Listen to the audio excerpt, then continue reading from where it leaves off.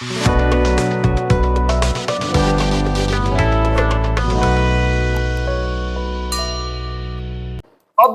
ये तो देखें हम लोग जो कुछ भी मैग्नेटिक फील्ड के बारे में बात कर रहे हैं, ये देखे लोग मैग्नेटिक फील्ड किससे, जब कोई स्ट्रेट कंडक्टर से करंट जा रहा है तब। अब देखेंगे कर्व, वायर कैसा है, कर्व है, लूप फॉर्म में है, क्वाइल फॉर्म में है।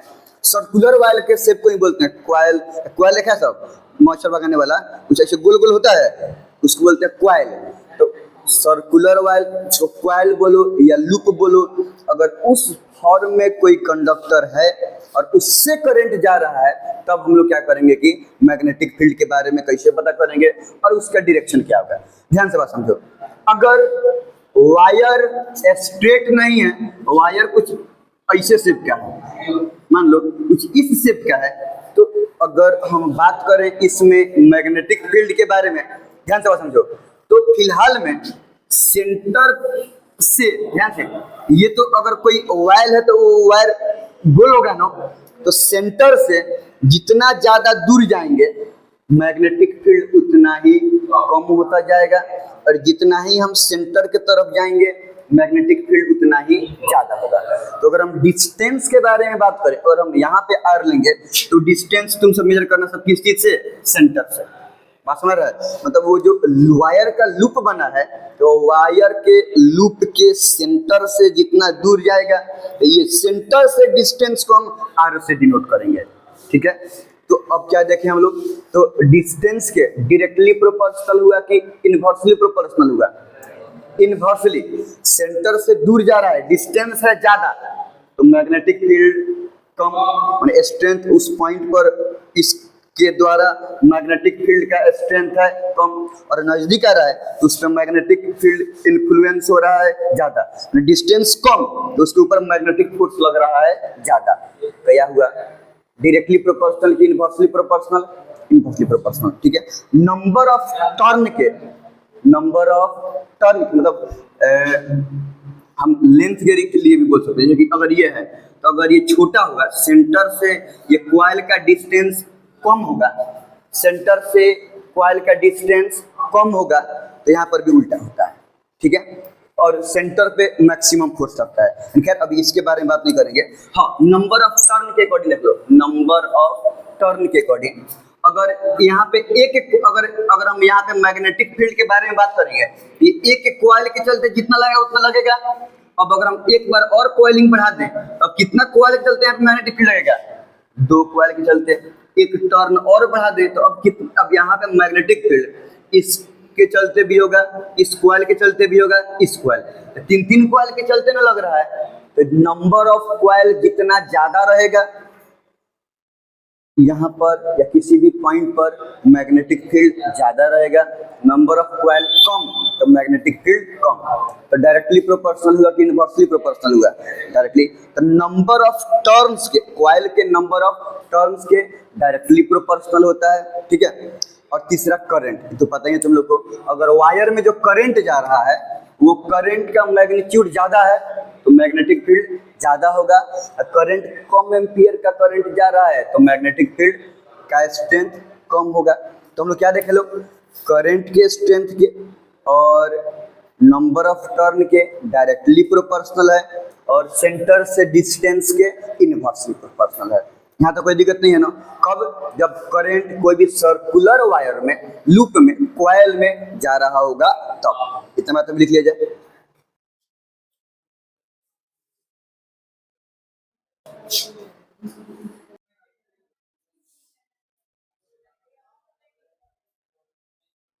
Magnetic effect of electric current in a circular wire, circular wire को एक कॉइल बोलते हैं, ठीक है, या लूप। तो strength of magnetic field is directly proportional to the strength of current, उसमें करंट के डायरेक्टली प्रोपोर्शनल होगा। ज्यादा एम्पियर का करंट तो उसका अराउंड में मैग्नेटिक फील्ड का स्ट्रेंथ ज्यादा होगा।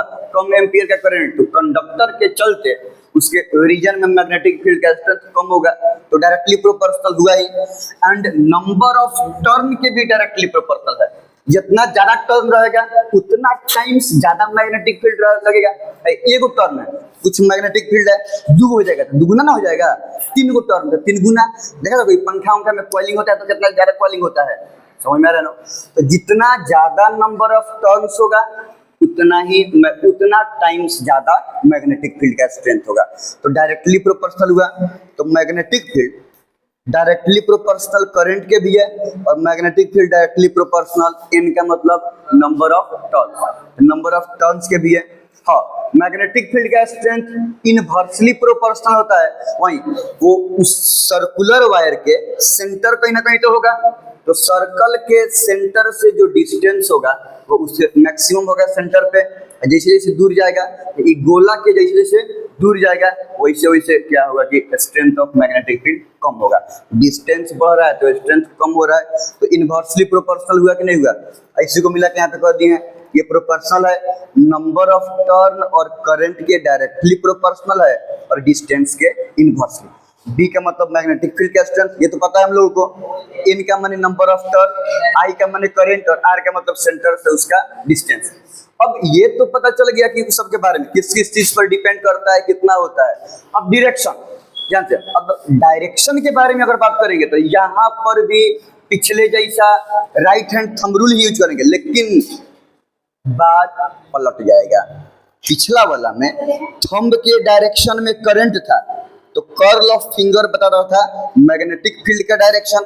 अब यहाँ पे सर्कुलर वायर में है, तो अब यहाँ पे कर्ल ऑफ फिंगर के डायरेक्शन में अगर करंट होगा तो थंब के फिंगर में क्या, थंब के डायरेक्शन में क्या होगा कि उस सर्कुलर वायर में मैग्नेटिक फील्ड का डायरेक्शन होगा। इस मान लो कि अगर हम बात बोलें कि अगर एक वायर है कुछ इस डायरेक्शन में, माने कुछ ऐसे है वायर, ठीक है, जैसे हो, तो करंट का डायरेक्शन कुछ ऐसे है। तो अब यहाँ पे देखो तो करंट का डायरेक्शन कुछ ऐसे है, तो अगर करंट का डायरेक्शन कर्ल ऑफ फिंगर, तो फिंगर ऐसे घूम रहा है ना, तो अगर फिंगर ऐसे घूम रहा है तो थंब किधर जा रहा है? अगर हम ऐसे करके उसके डायरेक्शन में, तो थंब इधर जा रहा है, तो मैग्नेटिक फील्ड इधर से इधर तरफ होगा। अगर हम यहाँ पे दे दें सर्कुलर वायर, और यहाँ पे अगर हम एक सर्कुलर वायर ऐसे रख दें, अब बोलेंगे करंट का डायरेक्शन भी ऐसा है, तो करंट के डायरेक्शन में फिंगर को घुमाएंगे, थंब इधर जा रहा है, तो मैग्नेटिक फील्ड डायरेक्शन होगा इधर से लेकर इधर की तरफ। समझ में आ रहा है ना? अगर वहीं ई उल्टा रहता, ई अगर रहता करंट इधर से, तो फिंगर कुछ इधर से घूम रहा है ना, करंट इसमें ऐसे है, तो फिंगर इधर से घूम रहा है, तो थंब इधर, तो अंदर से आएगा बाहर की तरफ, तो मैग्नेटिक फील्ड का डायरेक्शन इधर की तरफ होगा। ठीक है, इसको हम लोग छोटा छोटा पार्ट में भी समझ सकते हैं। ध्यान से बात समझो। मान लो, ध्यान समझना कि अब इस एक सीट के नीचे एक ये कोई एक कार्डबोर्ड वगैरह है, जिसमें से इधर से क्या हो रहा है कि तार निकल रहा है, इस इधर से क्या हो रहा है कि तार निकल रहा है, और इधर की तरफ तार क्या हो रहा है कि नीचे की तरफ इधर निकल रहा है, इधर जा रहा है। अब सिर्फ हम इस पॉइंट के बारे में बात करेंगे। देखो, तो अगर हम एक छोटा फ्रैक्शन ऑफ वायर लें, तो इतना fraction of wire almost straight है कि नहीं है? अब इसमें अब इतना फ्रैक्शन ऑफ ये ऑलमोस्ट स्ट्रेट कहलाएगा। बहुत बहुत छोटा के वायर के बारे में बात कर रहे हैं, फ्रैक्शन के बारे में। अगर हम इतना वायर की बात करें तो ये ऑलमोस्ट स्ट्रेट कहलाएगा। तो अगर स्ट्रेट के नियम के अकॉर्डिंग भी देखें, स्ट्रेट कंडक्टर के नियम के अकॉर्डिंग, तो इस पॉइंट से देखो करंट जा रहा है नीचे से ऊपर की तरफ, नहीं है क्या? करंट है नीचे से ऊपर की तरफ। स्ट्रेट वाला में हम राइट हैंड जिसमें थंब करंट रहता है, तो देखो कैसे उल्टा हो जा रहा है। तो अगर ऊपर की तरफ करंट है तो फिंगर ऐसा आ रहा है, मतलब इधर से निकल के, ध्यान से, इधर से निकल के और इधर की तरफ करंट जा रहा है, नहीं जा रहा है क्या? इधर से निकल के और करंट जा रहा है हमारा इधर की तरफ, नहीं जा रहा है क्या? अब अगर यहाँ पे बात करें तो करंट जा रहा है नीचे की तरफ, तो अगर हम ऐसे करेंगे तो ये ऐसे आ रहा है, ये नीचे करेंगे तो ये ऐसे इधर से इधर की तरफ आ रहा है, यहाँ पे इधर से निकल के करंट जाएगा इधर की तरफ। तो हो क्या रहा है? देखो, करंट इधर से आ रहा है, उधर की तरफ जा रहा है। जब करंट वायर में करंट का डायरेक्शन कुछ ऐसे है, तो करंट क्या हो रहा है? इधर से बाहर से आ रहा है और इधर के डायरेक्शन में जा रहा है। तो मैग्नेटिक फील्ड इधर से आ रहा है, इधर जा रहा है, इधर से इधर के डायरेक्शन में जा रहा है कि नहीं जा रहा है? अब मिला सर्कुलर वायर वाला में ऐसे रहे, हम इधर जा रहा है, तो करंट मैग्नेटिक फील्ड के डायरेक्शन इधर जा रहा है कि नहीं जा रहा है? तो वैसा ही ये तो दो पॉइंट के चलते हुए, ध्यान से बात समझो। मान लो कि एक वायर कुछ इस शेप में है, ठीक है, तो इस पॉइंट के चलते ऐसे, माने करंट के डायरेक्शन इधर से इधर की तरफ होगा, तो सब पॉइंट पे इधर से इधर की तरफ होगा। होगा कि नहीं होगा, इधर से इधर तरफ। शॉप में इधर से निकल रहा है और इधर जाके तरफ जा रहा है। सर्कुलर वायर में जब करंट का डायरेक्शन ऐसे होगा तो मैग्नेटिक फील्ड का डायरेक्शन इधर से इधर की तरफ होगा। नॉर्मल शीट पर भी करके हम लोग क्या कर सकते हैं कि देख सकते हैं। ठीक है, इस फोटो को बना लेना।